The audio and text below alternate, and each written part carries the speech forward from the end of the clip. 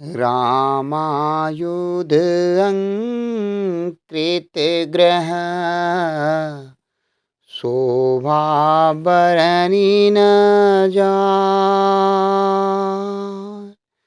नव तुलसी का वृंद तहाँ देखी हरस कपीराय। तुलसी देखी हरस कपीराय। भावार्थ, वह महल श्री राम जी के आयुध धनुष बाण के चिन्हों से अंकित था। उसकी शोभा वर्णन नहीं की जा सकती।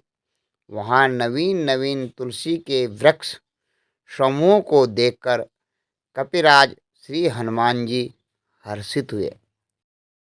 नमस्कार, जय हिंद, जय भारत और जय उत्तराखंड। मैं गौतम सिंह बिष्ट उत्तराखंड हिलांसी यूट्यूब चैनल से आपसे मुखातिब हूँ। जैसे कि मित्रों, आपको विदित है कि रामायण रामचरितमानस तुलसीकृत रामचरितमानस में छंद चौपायों और दोहों के पावन भावार्थ में जीवन की उच्चता और अपवर्ग के लिए हम और आप प्रयासरत हैं।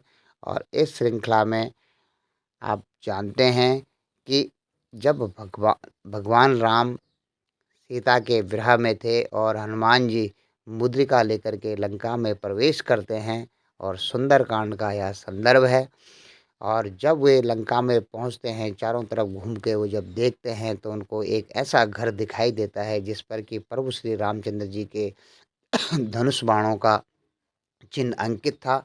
और उनके घर में तुलसी के नए नए छोटी छोटी तुलसी के वृक्षों का समूह देकर कपिराज हनुमान जी को यह लगा कि यह किसी सज्जन का घर है। तुलसी बाबा लिखते हैं, रामायुध अंकित गृह शोभा बरन न जाय। नव तुलसी का वृंद तहाँ देखि हरस कपिराय। इसीलिए मित्रों मैं कहता हूँ कि तुलसी का पेड़ जिस घर में होता है, उस सनातनी घर में प्रभु श्री रामचंद्र की कृपा के साथ साथ हनुमान जी भी उस घर को चिन्ह करके उस घर में अपना निवास स्थान ढूंढने के लिए आते हैं। और मित्रों, इसलिए कि तुलसी के वृक्ष से ही हमारी सनातन परंपरा और आपके श्रद्धा और विश्वास का मूल्यांकन किया जाता है, जिस प्रकार श्री हनुमान जी ने किया। और वे लंका में चिन्हित करके नव तुलसिका के वृक्ष को के समूह को देख करके उन्होंने देखा कि यहाँ पर इस महल में तुलसी के वृक्ष लगे हैं, जरूर कोई राम भक्त यहाँ पर निवास करता है।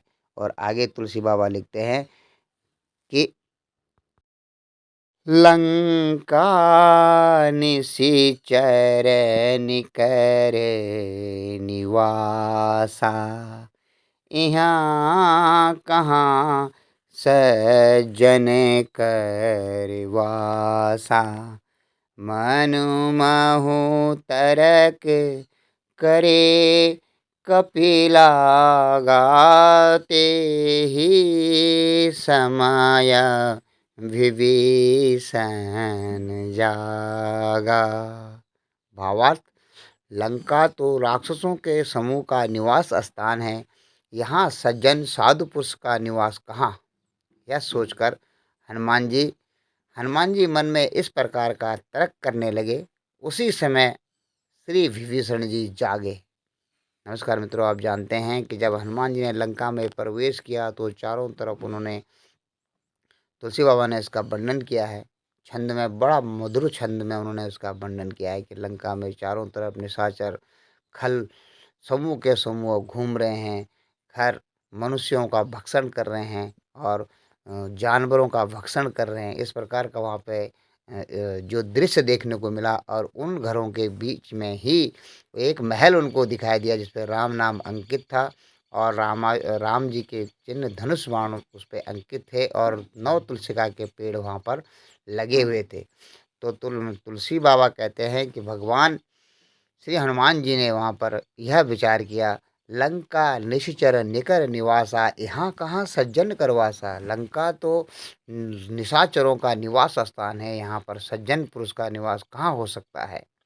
मनमहु तरक करे कपिला गाते ही समय विभीषण जागा। इस प्रकार से जब हनुमान जी मन में तर्क करने लगे, उसी समय विभीषण जी जागे और आगे के प्रसंग में तुलसी बाबा लिखते हैं कि राम राम तेहि सुमिरन कीना, हृदय हरष कपि सैजन चीना। एहि सन सटि करिबहु पहचानी, साधु से होए न कारज हानि। एहि सन हटि करिबहु पहचानी। भावार्थ, उन्होंने विभीषण जी ने राम राम का स्मरण यथार्थ उच्चारण किया। हनुमान जी ने उन्हें सज्जन जाना, सज्जन चिन्हित किया और हृदय में हर्षित हुए। हनुमान जी ने विचार किया कि इनसे हट करके अपनी ओर से ही परिचय करूँगा, क्योंकि साधु से कार्य की हानि नहीं होती है, प्रयुक्त लाभ ही होता है।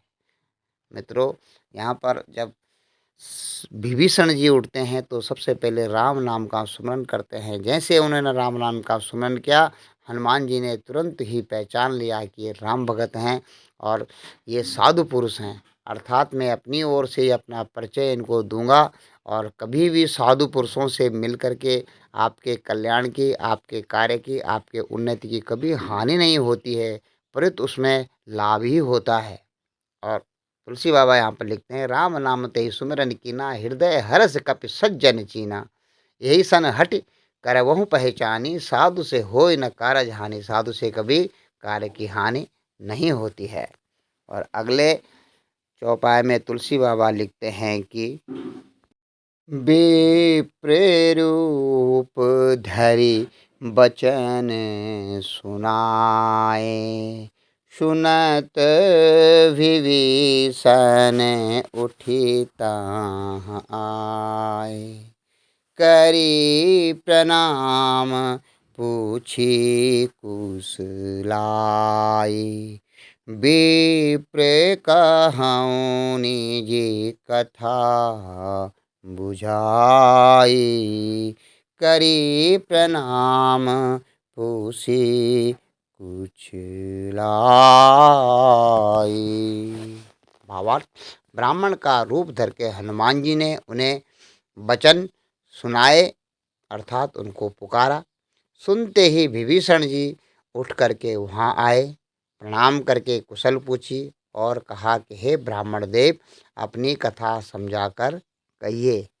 नमस्कार मित्रों, आप जानते हैं कि यही सज्जन का जो स्वभाव होता है, अपने घर में आए हुए अतिथि को प्रेम पूर्वक, न कि तिरस्कार पूर्वक।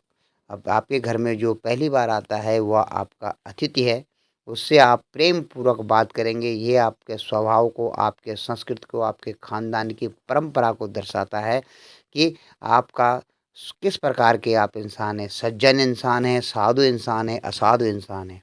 अपने घर में आए हुए हनुमान जी को जब ब्राह्मण रूप में विभीषण जी देखते हैं तो उठकर आकर के सबसे पहले प्रणाम करते हैं, कुशलता पूछते हैं कि हे ब्राह्मण देव, अपनी कथा समझाकर कहिए।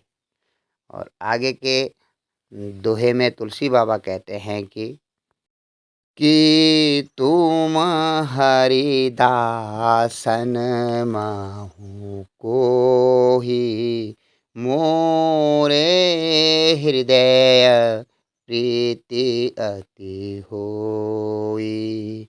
कि तुम हरिदासन माहा को ही, कि तुम राम दीन अनुरागी।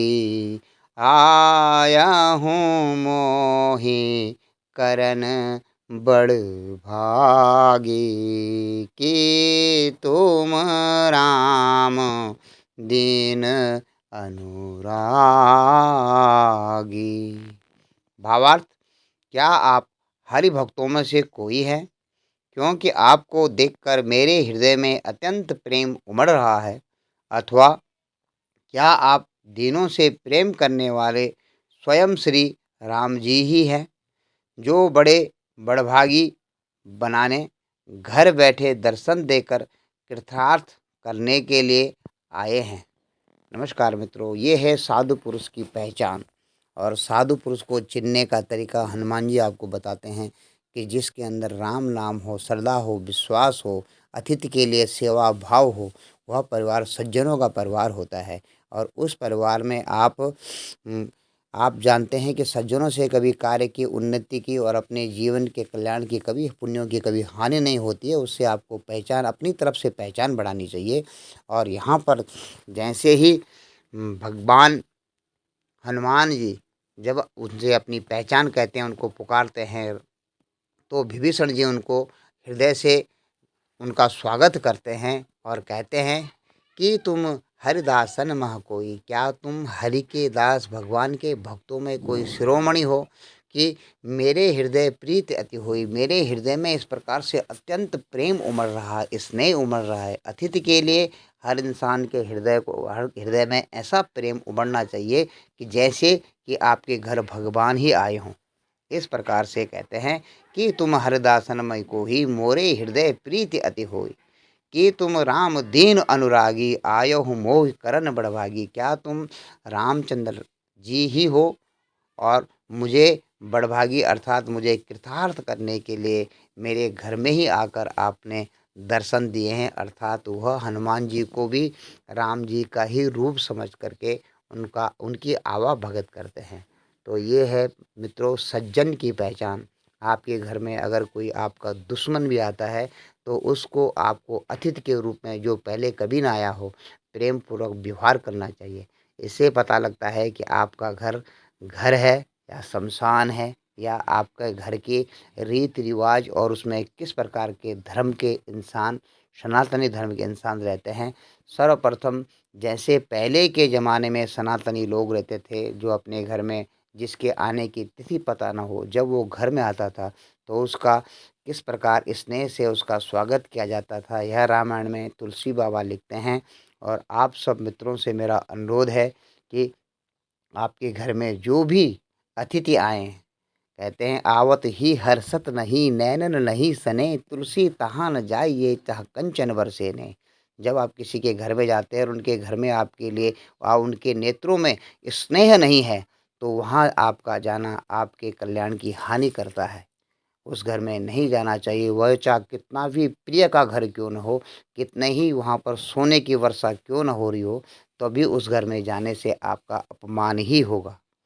और मित्रों, इन सब बातों को अगर आप ध्यान रखेंगे, और वैसे तो कहते हैं मित्र, गुरु और सखा और स्वामी के घर बिना बुलाए भी चले जाना चाहिए, लेकिन अगर कोई वहाँ पर आपके जाने से बुरा मानता हो तो वहाँ जाने से कल्याण की कभी हानि नहीं होती है। जैसे कि आप देखा, पार्वती माता अपने पिता के घर बिना बुलाए गई और वहाँ जाकर उसके पति का अपमान हुआ। उनको उसके योगा अग्नि में, हवन कुंड में अपना प्राण की आहुति उनको देनी पड़ी माता जी को। तो वहाँ पर भी उनके कल्याण की हानि होती है। और यहाँ पर जब हनुमान जी विभीषण जी के घर में जाते हैं तो वे कितने प्रेम पूर्वक उनसे मिलते हैं, ऐसा लगता है कि जैसे उनके घर में स्वयं राम भगवान ही पधार गए हों। तो मित्रों, ये था रामायण की जो रोचकता है, रामायण की जो प्रसंग में गूढ़ता है, जो उसके अपवर्ग के हैं, जो यूँ कहें कि सनातन संस्कृति है। तो एक आस्थावान घर में, एक भक्त के घर में आप जब भी जाओगे तो कभी आपका अपमान नहीं होगा। यह बात आप कान खोल कर रखिए, और यह बात सनातन परंपरा में हमेशा चलती आई है। यहाँ तक सुनने के लिए आपका बहुत बहुत धन्यवाद। नमन करता हूँ, वंदन करता हूँ, आभार करता हूँ। उत्तराखंड यूट्यूब हिलांसी चैनल को आपने इस रामायण की श्रृंखला को सराहा, इसके लिए आपका बहुत बहुत आभारी हूँ। प्रभु श्री राम आपके घर में अपनी कृपा दृष्टि बनाए रखें। जय हिंद, जय श्री राम।